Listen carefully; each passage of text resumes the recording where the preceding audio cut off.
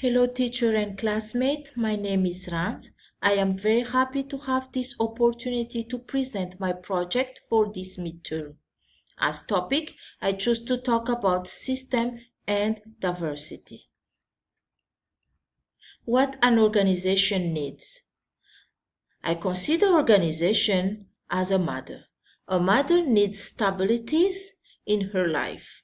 She needs as well love and care, and connection with her outside and inside environment in order to well perform her role as a mother and become much more efficient and productive.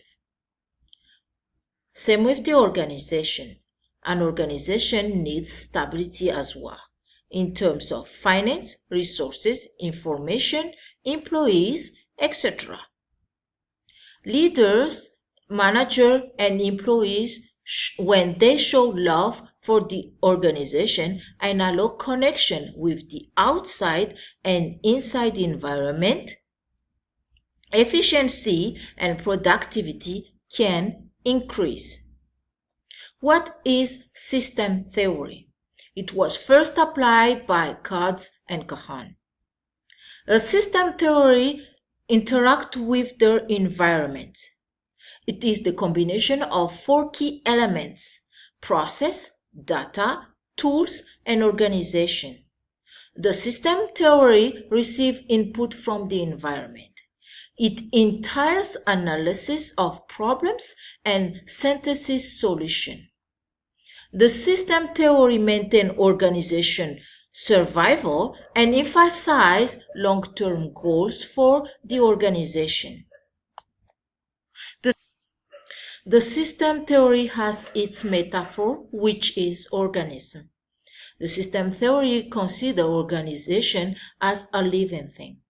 It cares about the half, anything that could contribute for the half of the organization. It could be political, financial, cliental, or anything else. It senses the environment and then adapts to changes. The level of sensitivity of the external environment distinguishes the difference between open and closed system. An open system allows importation and exportation from the environment. However, closed system close the door from the environment, and that could cause stagnation.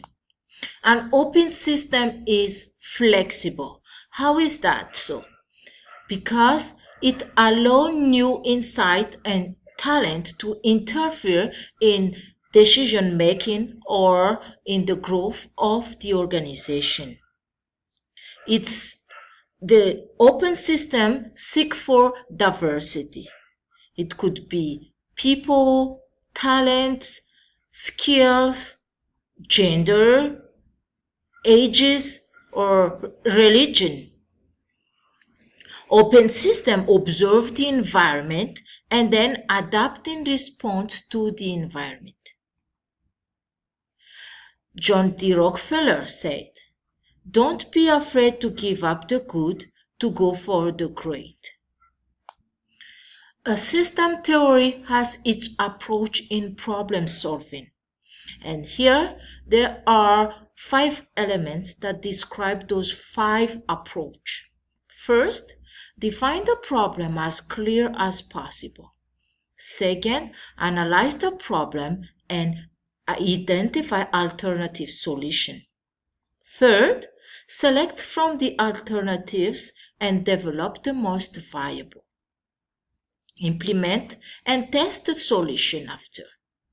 And the last one is evaluate the effectiveness and the worth of the solution. Those 5 elements is very important and used in a system theory approach in problem solving. Diversity. Communication, production, people, or other things would contribute in the success of the organization. When organizations embrace differences, that diversity can be the asset of creativity and innovation for the organization. What is diversity then? Diversity could be a thinking style, an experience, or culture, ages. It could be gender, race, nationality, or religion. Any of those things could be a type of diversity that a company will need in order to bring success. If diversity is so crucial in the life of a company, what are its benefits? Diversity is the best way to gain a competitive advantage. It creates additional value, promotes the individuality within an organization, and diversity increase the productivity and deliver a better result.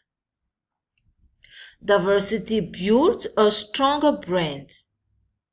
It increases creativity and problem solving. And finally, diversity encourages personal growth and development. There are the benefits of diversity within a company. If diversity is so crucial in a company, how to well manage it? First, prioritize communication. Effective communication with an employee will overcome language and cultural barrier. When we treat employee as an individual, means that we see them as an individual person and judge success and failure on individuals' merits. Third, we encourage employees to work in diverse groups. As we do so, the individual can improve themselves and work towards the goal of the organization. Fourth is based standards on objective criteria. That is to ensure that we treat our employee in the same way. It doesn't matter if our employee is 70 years old or 25 years old, male or female, black or white, but the main point is that we treat our employees in the same way. Fifth, be open-minded. That is to encourage and recognize the best effort of our employees. We encourage them to share their point of view, to give their best ability and effort in a certain project or goal of the organization.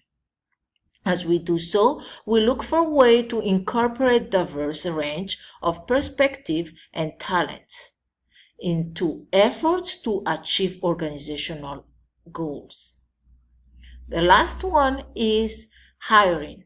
When we hire people in an organization, we hire them from a variety of background. It could be the university where they finished their study, their nationalities, where they came from, or the religion where they belong.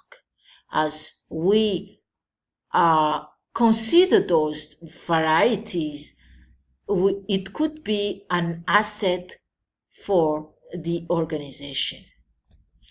To conclude, I chose this picture to sum up everything that I have explained about system theories. A system theory allows environment input in an organization and then come up with output. An input and output after give a feedback. A successful manager prizes diversity. They contribute to the success of an organization. And the best method of managing diversity is to combine the best of the organization with the best of the host, which is the outside of the environment. And I would suggest that there is no single best method of managing. This is my project for this midterm. I'm very grateful for your attention, and I hope to get a feedback from each and every one of you. Thank you. Bye.